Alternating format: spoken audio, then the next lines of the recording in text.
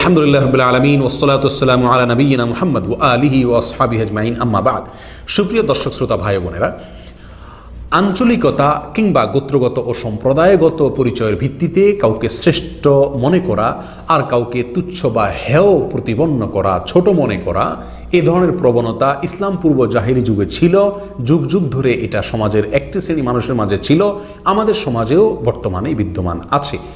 নতুন করে যে মাত্রাটি যোগ হয়েছে এক্ষেত্রে সেটি হলো, আমরা অনলাইনের সুবাদে দেখতে পাই যে কোনো শিক্ষা প্রতিষ্ঠানে বিনোদনমূলক কর্মসূচির অংশ হিসাবে এক ধরনের প্রতিযোগিতার আয়োজন করা হয়। সেই প্রতিযোগিতায় এক পক্ষের প্রতিযোগী একটি অঞ্চলকে শ্রেষ্ঠ, একটি অঞ্চলকে উত্তম এবং মর্যাদাপূর্ণ এটা প্রমাণ করার চেষ্টা করেন এবং অপর অঞ্চলকে তিনি হেয় প্রতিপন্ন করেন, সেটাকে ছোট এবং তুচ্ছতাচ্ছিল্য করবার চেষ্টা করেন। আর অপর পক্ষের প্রতিযোগী তিনিও একই কাজ করেন, একই ভূমিকায় তিনি অবতীর্ণ হন। এই যে প্রতিযোগিতা, এই যে প্রবণতা আমাদের সমাজে বর্তমানে বিরাজমান আছে। আর এই প্রতিযোগিতার বাইরেও আমরা আমাদের ব্যক্তিগত সাধারণ জীবনযাপনেও আমরা অনেক সময় দেখা যায় কোনো আঞ্চলিকতা নিয়ে আমরা গর্ব করে থাকি, অহংকার করে থাকি। আবার কোনো অঞ্চলে কেউ জন্মগ্রহণ কিংবা বসবাস করার কারণে তাকে আমরা হেয় প্রতিপন্ন করি, বা কোনো অঞ্চলে মানুষকে আমরা তুচ্ছতাচ্ছিল্য করি, তাদেরকে নিয়ে আমরা উপহাস করি। এই কাজটি যুক্তির নিরিখে কোরআন এবং সুন্নাহর দৃষ্টিতে কতখানি যৌক্তিক, কতখানি গ্রহণযোগ্য? সর্বপ্রথম কথা হলো, কোরআন এবং সুন্নাহর দৃষ্টিতে এমনকি যুক্তির নিরিখেও এই কাজটি অত্যন্ত জঘন্য, অত্যন্ত গর্হিত এবং নিন্দনীয় একটি কাজ। প্রতিযোগিতা হোক আর সাধারণভাবেই হোক না কেন, কোনো আঞ্চলিক পরিচয়ের কারণে কাউকে তুচ্ছতাচ্ছিল্য করা, কাউকে ছোট মনে করা, কাউকে নিয়ে উপহাস করা, কারোর সমালোচনা করা, কিংবা কোনো আঞ্চলিকতার ভিত্তিতে কারোর শ্রেষ্ঠত্বের দাবি করা, কাউকে মর্যাদাপূর্ণ বলে মনে করা, এটি সম্পূর্ণভাবে অসুস্থ, অসুন্দর এবং নিন্দনীয় একটি প্রবণতা। জাহিলি যুগে এই প্রবণতা ছিল।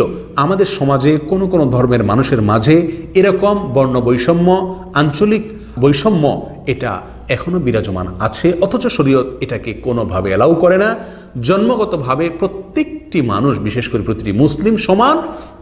কোনো এলাকায় জন্মের কারণে কেউ যেরকম মর্যাদাশীল হন না, ঠিক তেমনিভাবে একটি এলাকায় জন্মগ্রহণ করার কারণে কেউ ছোট, তুচ্ছ অথবা উপহাসের পাত্র হন না। এটাই হল ইসলামের শিক্ষা। আল্লাহ সুবহানাহু ওয়া তাআলা কোরআনে কারীমে দ্ব্যর্থহীন ভাষায় ঘোষণা করেছেন, আউযু বিল্লাহি মিনাশ শাইতানির রাজীম, ইয়া আইয়ুহান নাস ইন্না খালাকনাকুম মিন যাকারিন ওয়া উনসা ওয়া জাআলনাকুম শুউবান ওয়া ক্বাবাইলা লিতাআরাফু ইন্না আকরামাকুম ইনদাল্লাহি আতকাকুম। আল্লাহ সুবহানাহু ওয়া তাআলা বলেন, নিশ্চয় আমি তোমাদেরকে সৃষ্টি করেছি একজন নারী এবং পুরুষ থেকে, আর তোমাদেরকে যে বিভিন্ন গোত্র এবং সম্প্রদায়ে আমি বিভক্ত করেছি, এটি গর্ব বা কারোর শ্রেষ্ঠত্ব প্রমাণ করবার জন্য নয়, বরং এটি এই জন্য যেন তোমরা একে অপরকে চিনতে সুবিধা হয়। সেজন্যই তোমাদের মাঝে এই গোত্রগত এবং সম্প্রদায়গত তারতম্য আমি রেখেছি। নিশ্চয়ই তোমাদের মাঝে সবচেয়ে সম্মানিত, সবচেয়ে মর্যাদার অধিকারী হলেন তিনি, যিনি আল্লাহকে সবচেয়ে বেশি ভয় করেন। অর্থাৎ আল্লাহকে ভয় করে, আল্লাহর তাকওয়া অন্তরে লালন করে, তার ভিত্তিতে অন্যায় কাজ থেকে নিজেকে নিবৃত্ত রাখতে পারেন যে যত বেশি, তিনি আল্লাহর কাছে তত বেশি সম্মানিত এবং মর্যাদার অধিকারী। এই আয়াত থেকে বোঝা গেল একজন মানুষের শ্রেষ্ঠত্ব, অশ্রেষ্ঠত্ব, মর্যাদা, অমর্যাদা এটা নির্ভর করে সেই ব্যক্তির আমলের উপরে, সেই ব্যক্তির কর্মের উপরে।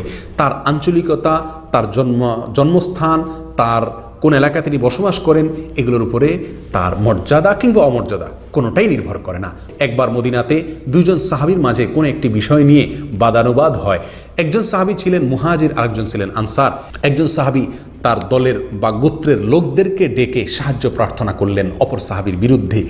এই আওয়াজ, এই ডাক নবী সাল্লাল্লাহু আলাইহি ওয়াসাল্লামের কানে আসার পরে নবী সাল্লাল্লাহু আলাইহি ওয়াসাল্লাম অত্যন্ত রেগে গেলেন। রাগান্বিত হয়ে তিনি বললেন, আবিদাওয়াল জাহিলিয়াতি ওয়া আনা বাইনা আযহুরিকুম, আমি তোমাদের মাঝে এখনো রয়েছি। আমি থাকতে আমার জীবদ্দশায় তোমরা ইসলাম পূর্ব জাহিলি যুগের মানুষের যে ডাক ছিল, সেই ডাক আজ তোমাদের মাঝে শুনতে পাই। এই হাদিস আমাদেরকে সুস্পষ্টভাবে জানিয়ে দেয় যে গোত্রগত, অঞ্চলগত গ্রুপিং এটাকে শরীয়ত কোনোভাবেই অনুমোদন দেয় না। এটি শরীয়ত দৃষ্টিতে গর্হিত একটি কাজ। এটি মুসলিমদের মাঝে বিভেদ সৃষ্টি করে, বৈষম্য সৃষ্টি করে, এটাকে শরীয়ত এলাও করে না। অতএব প্রিয় ভাই বন্ধুগণ, আসুন আমরা এটা থেকে বেঁচে থাকি। বিদায় হজের ভাষণে নবী সাল্লাল্লাহু আলাইহি ওয়াসাল্লাম সুস্পষ্টভাবে আমাদেরকে জানিয়ে দিয়েছেন, আরবের মানুষের জন্য কোনো শ্রেষ্ঠত্ব এটা সংরক্ষিত নয় অনারবদের উপরে। শ্রেষ্ঠত্ব কিংবা অশ্রেষ্ঠত্ব এটা অঞ্চলের ভিত্তিতে নির্ণয় করা যায় না, এটা ব্যক্তিগতভাবে নির্ণয় করতে হয় প্রত্যেকটা ব্যক্তির কর্ম থেকে, তার আমল দিয়ে। আবু জাহাল মক্কায় হারামের এরিয়াতে কোরাইশ বংশে জন্মগ্রহণ করেছে, নবীর বংশে জন্মগ্রহণ করেছেন, তারপরেও আবু জাহালের চাইতে অনেক অনেক গুণ শ্রেষ্ঠ হাবশায় জন্মগ্রহণ করা একজন নিগ্র কৃতদাস বেলাল হাবশী রাদিয়াল্লাহু তাআলা আনহু। অতএব কোনো অঞ্চলের মানুষকে হেয় প্রতিপন্ন করা, তাকে উপহাস করা, তাকে তুচ্ছ-তাচ্ছিল্য করা, তাকে ছোট মনে করা, অথবা কোনো অঞ্চলে জন্মগ্রহণ কিংবা বসবাসের কারণে নিজেকে বা কাউকে শ্রেষ্ঠ মনে করা, তাকে মর্যাদাশীল মনে করা, তাকে উত্তম এবং ভালো মনে করা, এটি অযৌক্তিক সমীকরণ এবং অসুন্দর একটি স্বভাব। অঞ্চলের মানুষ বেশিরভাগ ভালো কিংবা বেশিরভাগ খারাপ এটাকে দেখে কোনো মানুষকে ভালো কিংবা মন্দ বিচার করা যাবে না।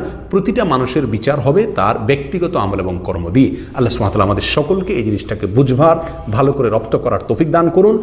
আঞ্চলিকতার ভিত্তিতে গর্ব করা, অহংকার করা, কিংবা আঞ্চলিকতার ভিত্তিতে কাউকে তুচ্ছ-তাচ্ছিল্য করা, হেয় করা, উপহাস করা, এই হারাম এবং নিষিদ্ধ কর্ম থেকে আমাদেরকে বেরিয়ে আসতে হবে। বিনোদনের নামে এ ধরনের কাজ করা আরও জঘন্য কাজ, কারণ এটাকে এক ধরনের বৈধতা দেওয়া হয়ে থাকে। আল্লাহ সুবহানাহু ওয়া তাআলা আমাদের সকলকে সুবোধ দান করেন, আমাদেরকে সুস্থ রুচি আল্লাহ সুবহানাহু ওয়া তাআলা দান করেন, আমরা যেন বর্ণ বৈষম্যের মতো অঞ্চল বৈষম্য থেকে বেঁচে থাকতে পারি।